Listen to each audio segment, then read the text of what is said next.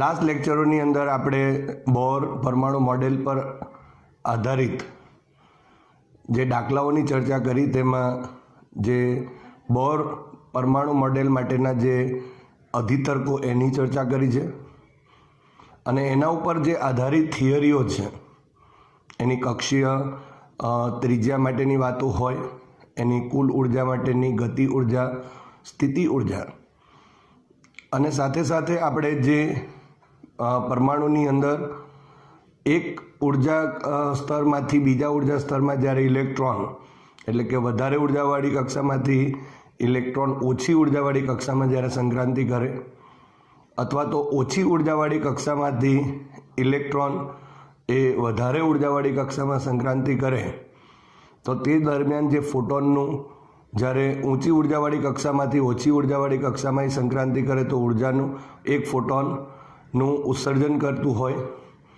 જ્યારે એ ઓછી ઉર્જાવાળી કક્ષામાંથી જ્યારે વધુ ઉર્જાવાળી કક્ષામાં સંક્રાંતિ કરે તો એ ફોટોનનું શોષણ કરે છે. અને તેને અનુરૂપ જે ઉર્જાઓ છે એ ઉર્જાના સંદર્ભમાં આપણે એક્ઝામ્પલ્સની વાતો કરી. અહીં એક વાત ફરી યાદ કરાવવી છે કે હવે આપણા પાસે જે દાખલાઓ છે થોડા ઓછા છે અને હવે જ્યારે આપણે MCQ એ કોમ્પિટિટિવ લેવલ ઉપર ગણીશું ત્યારે અહીં જે આપણે થિયરી ચલાવેલી છે તેના જે મુખ્ય સૂત્ર છે તે અને એના ઉપરથી જે શોર્ટ ફોર્મ આપણે બનાવેલા છે તો એની જે નોંધ છે તે બધે દરેક વિદ્યાર્થીઓ કરી દેવી. કારણ કે જ્યાં સુધી તમે ટોપિક વાઇઝ આ જે સૂત્ર છે અથવા એના નિયમની વાતો જો તમે લખશો નહીં ત્યાં સુધી એનો કેવી રીતે ઉપયોગ કરવાનો તે આપણે અહીં કહી શકાશે નહીં. અને જો સારી રીતે ઉપયોગ કરવો હોય તો આ જે શોર્ટ ફોર્મ્સ છે એ શોર્ટ ફોર્મ્સ બધાને આવડવા જોઈએ. તો MCQની અંદર એટલું આપણું કામ ઇઝી થશે અને સમય ઓછો લેશે. આપણે R1ની વાતો કરેલી છે, બોર ત્રિજ્યા જેને કહીએ, A0, R0, Rnનું સૂત્ર, ત્યાર પછી ગતિ ઉર્જા માટેનું Kનું સૂત્ર, Uનું સૂત્ર અને કુલ ઉર્જા En માટે પણ આપણે હાઇડ્રોજન પરમાણુ માટે લખીએ તો En is equal to -13.6 divided by n² electron volt જે લખીએ છીએ તો એ સૂત્રનો ઉપયોગ આપણે વારંવાર કરવાનો આવે છે. નહીંતર પછી જે જનરલ ઇક્વેશન હશે તે ઇક્વેશનનો ઉપયોગ કરીને આપણે જો મેળવવા જઈએ તો એમાં ઘણો બધો સમય જશે. એટલે દરેક વિદ્યાર્થીઓએ પોતાની નોટની અંદર બધી જેટલી થિયરીઓ છે એ થિયરીને અનુરૂપ જે કોઈ સૂત્ર, નિયમ આવતા હોય તો એ વ્યવસ્થિત તમારે નોંધ કરવાના છે. કારણ કે હવે ટૂંક સમયમાં આપણે MCQ ચલાવવાના છે તો એની અંદર આપણે એનો સારી રીતે ઉપયોગ કરી શકીએ. આજે પણ આપણે જે કુલ ઉર્જા અને જે કક્ષીય ત્રિજ્યા માટેનું જે શોર્ટ ફોર્મ મેળવેલું છે એ જ રીતે આજે વેલોસિટીની પણ વાતો કરીએ, ઝડપની પણ વાત કરીએ અને સાથે સાથે આવર્તકાળ, આવૃત્તિ આ બધા જ સંદર્ભમાં આજે થોડી ચર્ચાઓ કરીશું અને એનું પણ શોર્ટ જે ઇક્વેશન બને છે સૂત્ર એ પણ આપણે સાથે સાથે મેળવતા જઈશું. હવે આ પ્રકારના જ્યારે દાખલા આવે ને ત્યારે એક વસ્તુ ધ્યાનમાં રાખવી કે જ્યારે પણ તમે સબ્જેક્ટિવ ટેસ્ટ આપો છો અને સબ્જેક્ટિવમાં જ્યારે લખવાનું આવે ત્યારે તમારે મેથડ સાથે લખવાનું રહેશે. અને જે આપણે શોર્ટ ઇક્વેશન બનાવીએ છીએ એનો ઉપયોગ ડાયરેક્ટ માત્ર અને માત્ર MCQ માટે કરવો. કારણ કે પરીક્ષાની અંદર આપણા પાસે જે માર્ક્સ આપે છે તે સ્ટેપ્સના માર્ક્સ હોય છે. એટલે દરેક વિદ્યાર્થીને એક જ વાત કહેવાની કે જે શોર્ટ જે ઇક્વેશન્સ છે એનો ઉપયોગ MCQમાં તમે ડાયરેક્ટ કરી શકો, નહીંતર પછી આપણે મેથડ પ્રમાણે સબ્જેક્ટિવમાં લખવાનું રહેશે. તો અહીં આપણે સ્વાધ્યાયનો 12.7મો દાખલો જોઈએ. ક્વેશ્ચન A, બોર મોડેલનો ઉપયોગ કરીને n ઇઝ ઇક્વલ ટુ 1, 2 અને 3 સ્તરોમાં હાઇડ્રોજન પરમાણુમાંના ઇલેક્ટ્રોનની ઝડપની ગણતરી કરો. ઇલેક્ટ્રોનની જે ઝડપ છે એની ગણતરી કરવાની છે. તો સૌપ્રથમ આપણે અહીંયા જે સૂત્ર છે એ સૂત્રની ચર્ચા કરીએ અને ત્યાર પછી n is equal to 1, n is equal to 2 અને n ઇઝ ઇક્વલ ટુ 3 માટે આપણે ઝડપની ગણતરી કરીએ. અને ક્વેશ્ચન બી છે આ દરેક સ્તર માટે કક્ષીય આવર્તકાળ પણ શોધવાનો છે. એટલે કક્ષીય આવર્તકાળ પણ શોધી દઈએ. તો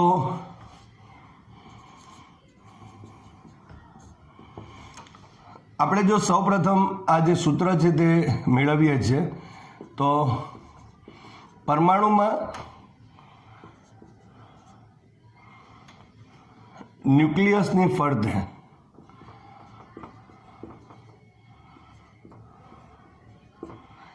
nમી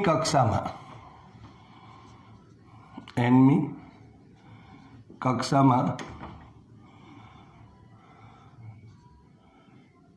વર્તુળાકાર માર્ગે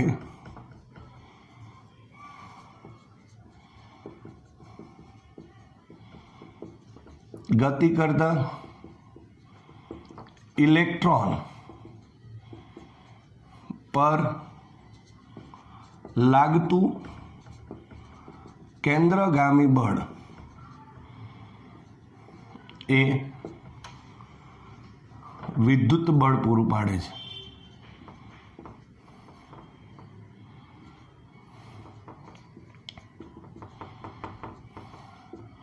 અહીંયા વિદ્યુત બળ પૂરું પાડશે માટે આપણે કેન્દ્રગામી બળ લખીશું તો mv² ડિવાઇડેડ બાય r.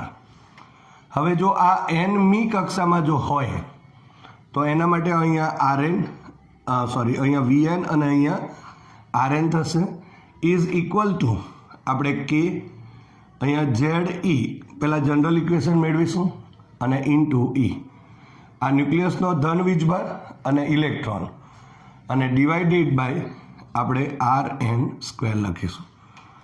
હવે અહીંયા બે રીતે આપણે વિચારી શકીએ. અહીંયા k છે એની જગ્યાએ આપણે 1/4πε0 પણ લખી શકીએ. એટલે 1/4πε0 લખી અને એના સંદર્ભમાં ε0ની કિંમત મૂકીને પણ આ દાખલો કરી શકાય. અથવા તો kની કિંમત આપણને અહીંયા ખબર જ છે કે 9 × 10⁹ ન્યૂટન મીટર સ્ક્વેર પર કુલમ સ્ક્વેર જેટલી હોય તો એ પણ આપણે એનો ઉપયોગ કરી શકાય. અહીંયા rn અને rn કેન્સલ થશે માટે mvn² is equal to kze². હવે આ જે rn છે તેને અહીંયા લઈ લઉં માટે અહીંયા mvn આ v² માંથી એક vn અહીંયા લીધો છે rn અને બીજો vn અહીંયા લઈ લઉં અને kze² થશે આ રીતે. તો આ આપણે જાણીએ છીએ. અહીંયા આ જે આપણે પદ છે એ જો આપણે લખવું હોય તો એ અહીંયા કોણીય વેગમાન છે એટલે સાઈડ ઉપર આપણે લખીએ તો L is equal two NH/2π લખતા હતા ઇઝ ઇક્વલ ટુ mvr આપણે લખીએ છીએ. તો એની જગ્યાએ અહીંયા આ mvn અને rn લખી દઈએ તો L બતાવે છે જેની જગ્યાએ આપણે NH/2π લખીશું અને અહીંયા vn તો છે. તમે આ સૂત્રનો ઉપયોગ કરીને પણ અહીંયા જો જોઈ શકાય છે કે એટલે rn આવશે એટલે rn આવશે mvn² is equal to kze² divided by rn અને ત્યાર પછી આપણે અહીં આપણે લખેલું છે. હવે vn ઇઝ ઇક્વલ ટુ અહીં kze². ફરી એકવાર જોઈ લઈએ. અહીં rn છે એટલે mvn² is equal to kze² divided by rn થશે. હવે આ rn અહીંયા મૂકી દઈએ એટલે mvn ઇન્ટુ rn ઇન્ટુ આ vn બીજું એટલે ઇઝ ઇક્વલ ટુ kze² જેટલું થશે. હવે આ પદમાં આપણે NH/2π તો મૂકીએ છીએ પણ તમે આ સૂત્રનો ઉપયોગ કરીને પણ મેળવી શકો vn. પરંતુ આમાં શું થશે જો તમે આ સૂત્રનો ઉપયોગ કરશો તો rn પાછું શોધવું પડશે. એટલે rnનો ઉપયોગ કરીને પણ તમે આ પદ જે છે તે મેળવી શકો છો. પણ અહીંયા શું થશે આપણે જેટલું ઇઝી થશે એનો એટલા પ્રયત્ન કરીશું. હવે હાઇડ્રોજન પરમાણુ માટે છે હાઇડ્રોજન પરમાણુ માટે તો z ઇઝ ઇક્વલ ટુ 1 લેવા પડશે તો અહીંયા 1 લઈ લઈએ અને અહીંયા જો આપણે vn લખીએ તો vn ઇઝ ઇક્વલ ટુ આ 2π છે અહીંયા લઈ લઈશું અને કે ઝેડની કિંમત કેટલી થવાની 1 અને E square divided by N H થશે. તો આ રીતે આપણે અહીંયા જનરલ ઇક્વેશન એક આપણે બની ગયું હાઇડ્રોજન પરમાણુ માટે. નહીતર પછી અહીંયા V N is equal to K Z E square divided by into 2 pi divided by N S લખી શકાય. એટલે અહીંયા હજુ પણ આપણે જો ઝેડના સ્વરૂપમાં લખવું હોય તો પણ લખી શકાય, પણ આપણે હાઇડ્રોજન પરમાણુ માટે છે અને હાઇડ્રોજન પરમાણુ જે આપેલો છે એના લીધે આપણે ઝેડ ઇઝ ઇક્વલ ટુ 1 લખી દીધું છે. હવે આપણે એન ઇઝ ઇક્વલ ટુ 1 કક્ષામાંના ઇલેક્ટ્રોન માટે આપણે લખીએ ઇલેક્ટ્રોનની ઝડપ, એનું ઇક્વેશન પણ લખી દઈએ. તો અહીંયા V1 લખાશે ઇઝ ઇક્વલ ટુ 2 પાઈ કે ઈ સ્ક્વેર અને ડિવાઇડેડ બાય આ એનની જગ્યાએ 1 થશે એટલે અહીંયા એચ થયું. તો આ આપણા પાસે અહીં ઇક્વેશન નંબર ધારો કે અહીં 2 કહી દો. હવે આના ઉપરથી તમે વીએનનું એક શોર્ટ ફોર્મ મેળવી શકો છો. જો અહીંયા જોઈ શકાય છે, આપણે અહીંયા જ મેળવીએ છીએ કે V1 ઇઝ ઇક્વલ ટુ 2 પાઈ કે ઈ સ્ક્વેર ડિવાઇડેડ બાય એચ છે. એટલે હવે આપણે કે ઈ અને એચની કિંમત મૂકી દઈએ એટલે આપણને જે એન ઇઝ ઇક્વલ ટુ 1 કક્ષામાંના જે ઇલેક્ટ્રોન છે એની ઝડપ આપણને મળી જવાની.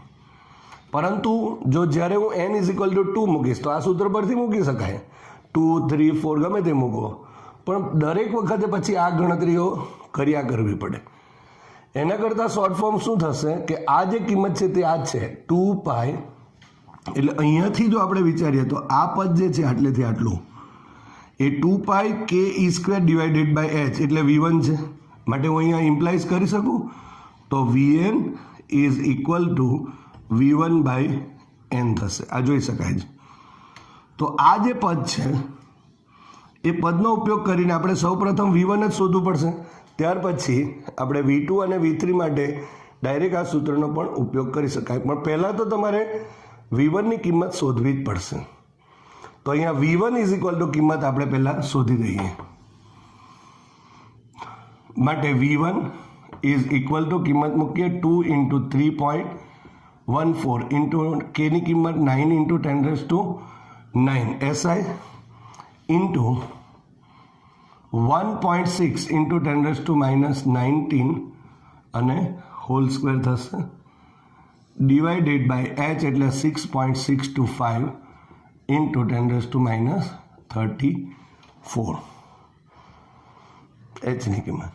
સો ઇઝ ઇક્વલ ટુ આપણે જો લખીએ તો અહીંયા તમે જોઈ શકો છો 19 દુ 38 થયા, એમાંથી 34 બાદ કરી દો એટલે -4 રહેશે અને -4 અને અહીંયા 10⁹ એટલે 10⁵ થશે. કેલ્ક્યુલેશન કરી નાખીએ આપણે. સો 2 into 3.14 into 9 divided by 6.625. So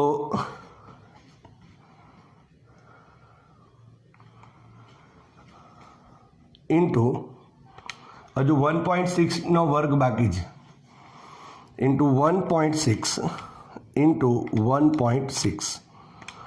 So is equal to 21.8402. 8402. સો દશાંશ ચિહ્ન એક ડાબી બાજુ ખસેડીએ એટલે 2.184 ઇન્ટુ 10⁶ થશે. આ V1 આટલા મીટર પર સેકન્ડ. અને આની કિંમત જો આપણે જાણીએ છીએ તે પ્રમાણે એપ્રોક્સિમેટલી 2.2 થશે આ ઇન્ટુ 10⁶ મીટર પર સેકન્ડ થશે. તો આ રીતે જે રીતે આપણે જ્યારે બોર ત્રિજ્યાની વાતો કરેલી ત્યારે બોર ત્રિજ્યાના સંદર્ભમાં પણ આપણે એની કિંમત 0.53 એંગસ્ટ્રોમ જાણીએ છીએ. તે પ્રમાણે n is equal to hydrogen પરમાણુ માટે જો કહીએ તો n ઇઝ ઇક્વલ ટુ 1 કક્ષામાંના ઇલેક્ટ્રોન છે એની જે ઝડપ છે તે પણ તમે યાદ રાખી શકો અને એ છે 2.2 ઇન્ટુ 10⁶ મીટર પર સેકન્ડ જેટલો છે. ઓકે, હવે આ જે કિંમત મળી ગઈ છે તે અને આ સૂત્રનો ઉપયોગ કરી દઈએ અને n ઇઝ ઇક્વલ ટુ જે 2 છે એ કક્ષામાં રહેલા ઇલેક્ટ્રોનની ઝડપ શોધી નાખીએ. તો અહીંયા સેકન્ડ પોઈન્ટ જો આપણે કહીએ તો n ઇઝ ઇક્વલ ટુ 2 કક્ષામાંના ઇલેક્ટ્રોન ની ઝડપ માટે. હવે સમીકરણ 1 પરથી એવું લખીશું, પહેલાં સૂત્ર લખી દો, એટલે Vn is equal to V1 divided by n માટે V2 નામ આપીશું. n ઇઝ ઇક્વલ ટુ અહીંયા કેટલા છે 2 અને અહીંયા V1 એટલે 2.184 into 10⁶ divided by n is equal to 2. So calculation કરીએ 2.184 divided by 2. So is equal to અહીંયા 1.092 into 10⁶ metre per second. So અહીં તમે જોઈ શકો છો બીજી કક્ષામાં રહેલા જે ઇલેક્ટ્રોન છે એની ઝડપ પણ મળી ગઈ. હવે n ઇઝ ઇક્વલ ટુ 3 કક્ષામાંના ઇલેક્ટ્રોનની ઝડપ માટે. જો સમીકરણ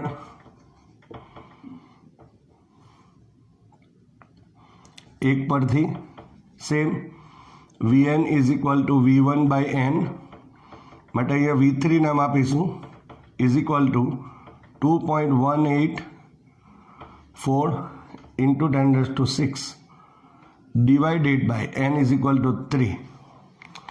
So 2.184 divided by 3. So answer is 0.728 into 10⁶ meter per second.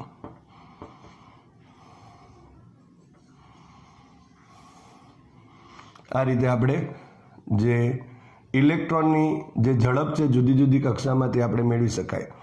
અને હાઇડ્રોજન પરમાણુ માટે તમે જોઈ શકો છો કે એનના વ્યસ્ત પ્રમાણમાં, એટલે જેમ જેમ એન વધે છે તેમ તેમ અહીંયા 2.2 છે, પછી 1.0, પછી 0.7. તો જેમ જેમ આપણે એનો એનનો ક્વોન્ટમ અંક વધે છે તેમ તેમ એની જે સ્પીડ હોય તે પણ ઘટે છે એવું આપણે અહીંથી કહી શકાય. હવે આપણે ક્વેશ્ચન બી જોઈએ. આ દરેક સ્તર માટે કક્ષીય આવર્તકાળ શોધો. તો એના માટે પણ આપણે આ ટાઈપની જ વાતો કરીશું કે સૌપ્રથમ આપણે એનમાં જે કક્ષા છે એની અંદર જે ઇલેક્ટ્રોન છે એની કક્ષીય આવર્તકાળ કેટલો છે તે શોધી લઈએ. ત્યાર પછી એનું એક શોર્ટ સૂત્ર બનાવી દઈએ અને તે પ્રમાણે એનો જે જવાબ છે પહેલી, બીજી અને ત્રીજી જે કક્ષામાંના હાઇડ્રોજન પરમાણુમાંના ઇલેક્ટ્રોન છે એની કક્ષીય આવર્તકાળની વાતો કરીએ. તો અહીં આપણે લખીશું કે પરમાણુમાં nમી કક્ષામાં રહેલા ઇલેક્ટ્રોનની ઝડપ એને આપણે નામ આપીશું Vn ઇઝ ઇક્વલ ટુ. હવે જો કક્ષીયની વાત કરીએ તો અહીં જો વર્તુળાકાર માર્ગે વાત કરીશું તો અહીં 2πr જેટલું એ પરિઘ જેટલું અંતર કાપે છે અને આપણે એ પણ જાણીએ છીએ કે એક પરિભ્રમણ કરવા માટે લાગતો સમય એને એનો આવર્તકાળ કહેવાશે. તો ન્યુક્લિયસની ફરતે જે પરમાણુમાં ઇલેક્ટ્રોન nમી કક્ષામાં રહેલો છે એ ઇલેક્ટ્રોનની ઝડપના માટે જો આપણે લખવું હોય તો અહીંયા 2πrn ડિવાઇડેડ બાય લાગતો સમય એટલે Tn જેટલો થશે, જ્યાં Tn એટલે nમી કક્ષામાં રહેલા ઇલેક્ટ્રોન માટે જો કક્ષીય આવર્તકાળ કહી શકાય. માટે અહીંયા સૂત્ર કરતાં જો કરી નાખીએ તો Tn is equal to 2πrn divided by Vn થશે. હવે આ સૂત્ર પરથી પણ આપણે આવર્તકાળ શોધી શકીએ છીએ. અહીંયા આપણે 1 લખી દઈશું તો અહીંયા 1 થશે, અહીંયા 1 થશે. આપણે કિંમતો મેળવી જ છે અને એનો ઉપયોગ કરીને પણ આપણે અહીંયા મેળવી શકાશે. પણ દર વખતે તમારે RN શોધવું પડે. તો એના કરતાં બેસ્ટ હોય આપણે RNની કિંમત અને VNની કિંમત મૂકી અને એક આપણે શોર્ટ જે ઇક્વેશન છે તે મેળવીએ પહેલાં.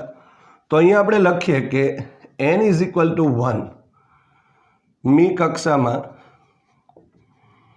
ના ઇલેક્ટ્રોન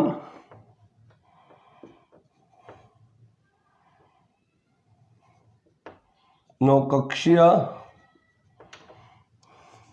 આવર્તકાળ એને T1 નામ આપી દો. તો અહીંયા શું લખાશે 2πr1 નામ આપીશું અને ડિવાઇડેડ બાય V1 થશે. તો આ જે સૂત્ર છે આને નંબર ધારો કે આપણે અહીંયા આ બી માટે 1 અને અહીંયા 2 લખી દઈએ. હવે આ સૂત્ર ઉપરથી આપણે V1 વાળું પદ પણ મેળવીશું. એટલે એનો મતલબ કે આપણે T1 તો અહીંયા શોધી જ દેવાનું છે. પણ આ જે સૂત્ર છે એને આપણે T1 સ્વરૂપમાં કેવી રીતે લખી શકીએ? તો સૌપ્રથમ આપણે RNની કિંમત જાણીએ છીએ. એટલે જો અહીં RN = n² × R1, જ્યાં R1 એટલે બોર ત્રિજ્યા, A0 પણ લખાય અને R0 પણ લખી શકીએ. અને VN = આપણે અત્યારે જે વાત કરી V1/n છે. હવે આ બંને કિંમતો જો આપણે અહીંયા મૂકી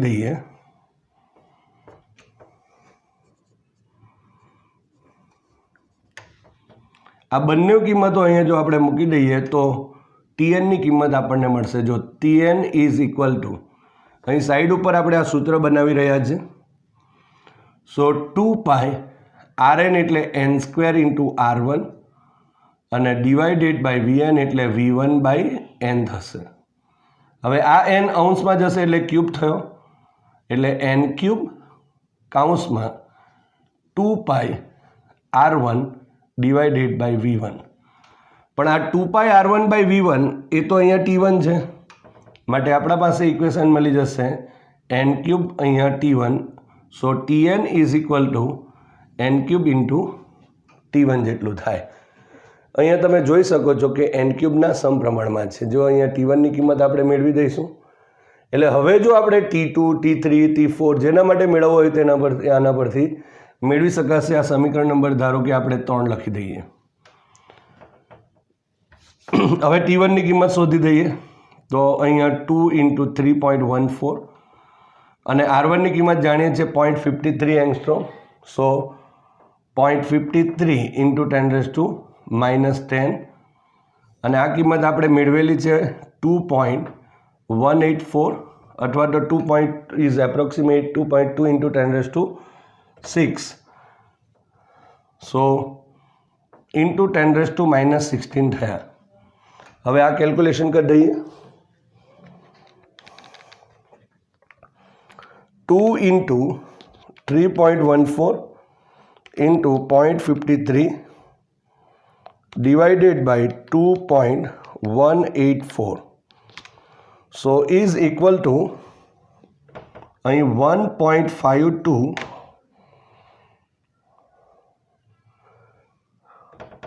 399 છે. તો અહીં 399 એટલે આપણે 4 કરી નાખીએ. 40 થશે એટલે 4 લખી શકાય. તો આ જે આપણને મળે છે એ T1 આટલા સેકન્ડ થયા.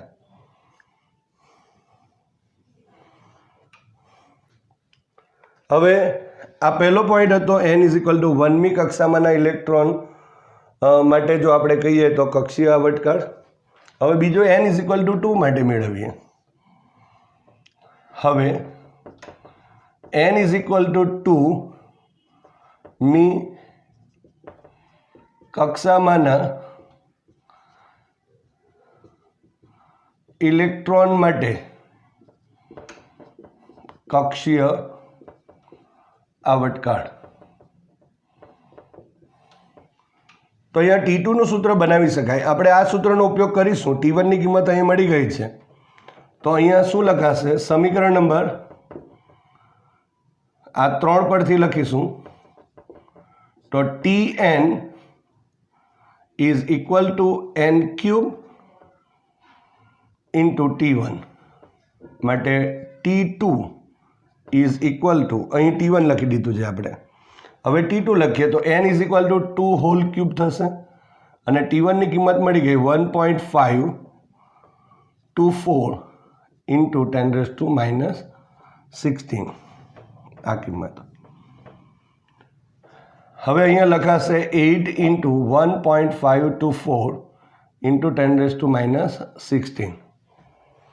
સો 1.524 into 8 is equal to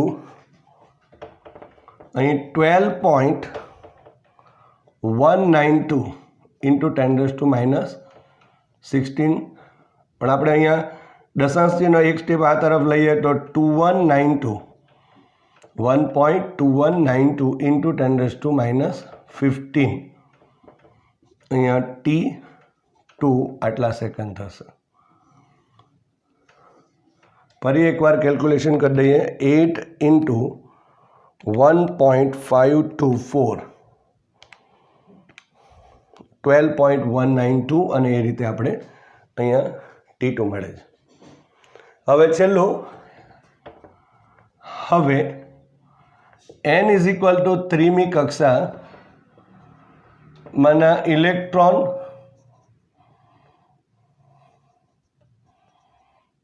માટે કક્ષીય આવર્તકાળ સમીકરણ નંબર 3 પરથી શું લખાશે? Tn is equal two n cube into T1 માટે T3 નામ આપીશું. હવે 3 હોલ ક્યુબ ઇન્ટુ 1.524 ઇન્ટુ 10⁻⁻16 અહીંયા 27 આવશે into 1.524 into 10⁻⁻16. So 27 into 1.524 is equal to 41.148 into 10⁻⁻16. So 4.1148 into 10⁻⁻15. આમ એક દશાંશ ચિહ્ન આ તરફ એટલે 10⁻1 થયા એટલે -15 થાય છે. સો T3 ઇઝ ઇક્વલ ટુ આટલા સેકન્ડ થશે.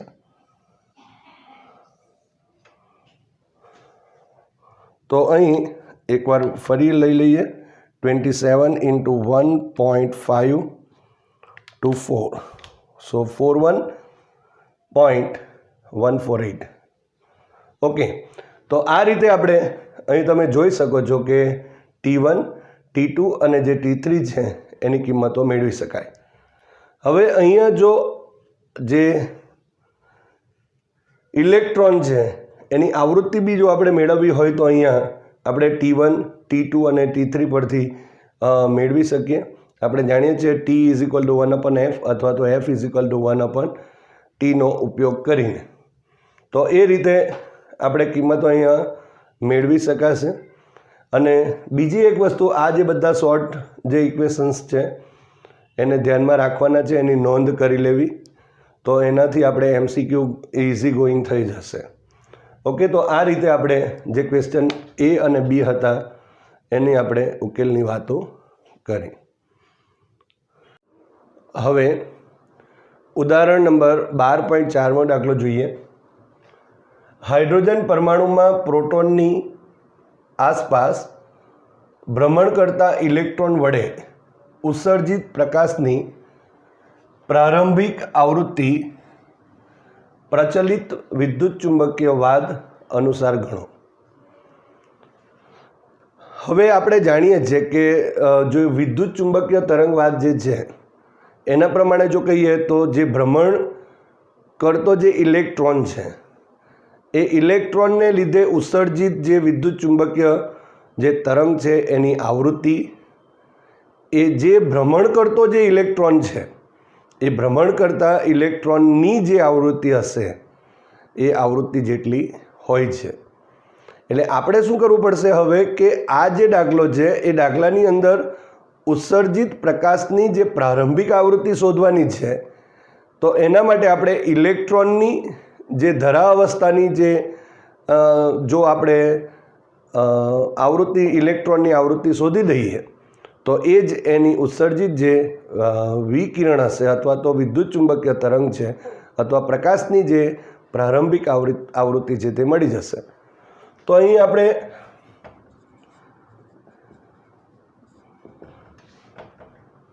કે ઇલેક્ટ્રોનની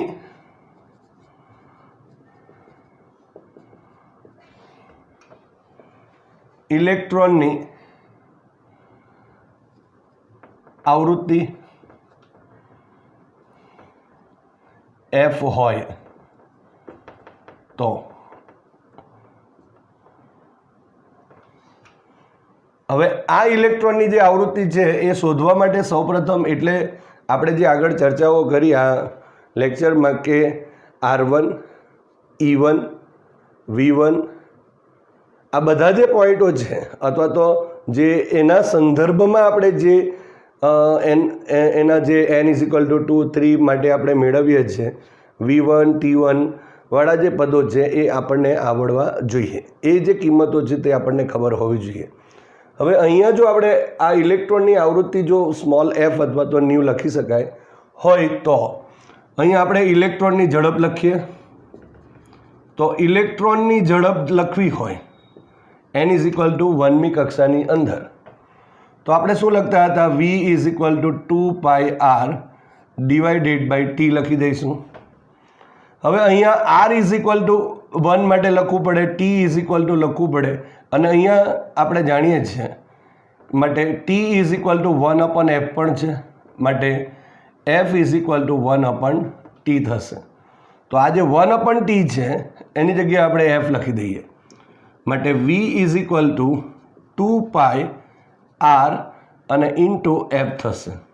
હવે fને સૂત્ર કરતાં કરી દઈએ તો f=v/2πr. હવે અહીંયા જે દાખલા છે એની અંદર આપણને જે n=1નો જે ઝડપ છે 1ની ઝડપ છે તે પણ નથી આપેલી, r પણ આપેલી નથી. એટલે આ કિંમતો આપણને ખબર હોવી જોઈએ. તો અહીંયા જો આપણે લખવું હોય તો આપણે v લખી દઈએ તો એ 2.2 × 10⁶ મીટર/સેકન્ડ છે અને આપણે r બી જાણીએ છીએ n=1 માટે જેને આપણે r1 કહીએ છીએ અને એ છે 0.53 એંગસ્ટ્રોમ. સો 0.53 × 10⁻10 મીટર થશે. તો આ કિંમતો અહીંયા એડ કરી દઈએ તો 2.2 × 10⁶ ડિવાઇડેડ બાય 2 × 3.14 × 0.53 × 10⁻10. તો અહીંયા તમે જોઈ શકો છો આ 10 અને આ 6 એટલે ઉપર જશે એટલે પ્લસ થવાના તો × 10⁻16 થશે. હવે કેલ્ક્યુલેશન કરીએ તો 2.2 divided by 2 divided by 3.14 divided by 0.53 so is equal to અહીં આપણે લખીએ તો 0.66 અને 0.978 છે તો આપણે 8 લખી શકીએ અહીંયા. સો ઇઝ ઇક્વલ ટુ અહીંયા આપણે 6.6098 × 10⁻15 લખી શકાય કારણ કે અહીંયા એક દશાંશ ચિહ્ન એક સ્ટેપ આ તરફ આવે છે એટલે 10⁻1 10⁻16 સો 10⁻15 રહેશે. સો અહીં આવૃત્તિ f આટલા હર્ટ્ઝ થશે અને ઇઝ એપ્રોક્સિમેટલી ઇક્વલ ટુ લખવું હોય તો 6.6 × 10⁻15 હર્ટ્ઝ જેટલું થશે.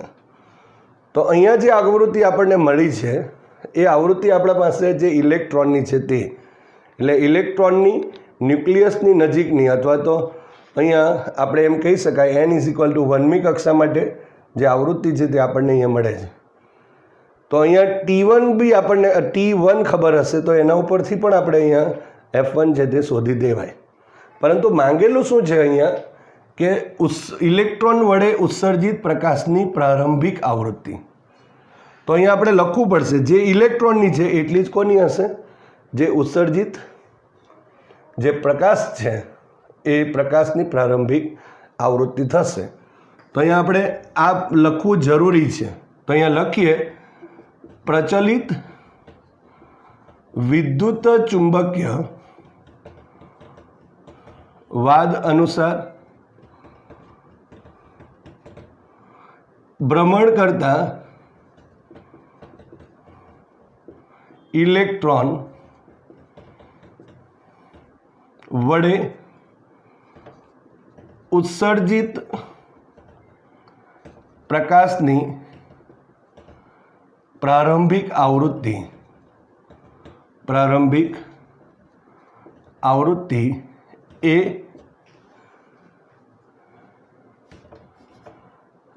ભ્રમણ કરતા ઇલેક્ટ્રોનની આવૃત્તિ જેટલી હશે. માટે ઉત્સર્જિત પ્રકાશની પ્રારંભિક આવૃત્તિ F is equal to 6.6 into 10 is approximate 10⁻15.